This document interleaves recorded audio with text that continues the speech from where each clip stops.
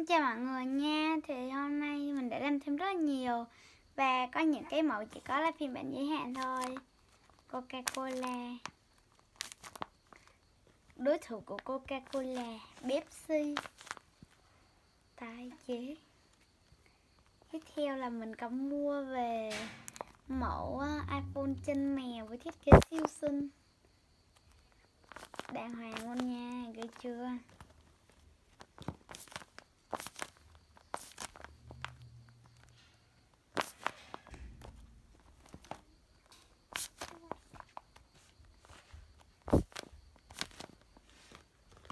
Phải là cái củ sữa.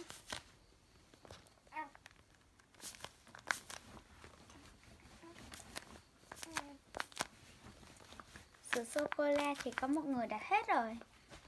Tiếp theo là squishy, bánh quy mèo. Cái này tớ lấy ý tưởng từ trong phim đó. Tiếp theo là cái to nhất, bánh cá vị sô-cô-la.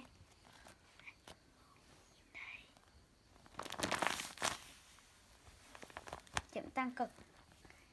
Và tiếp theo là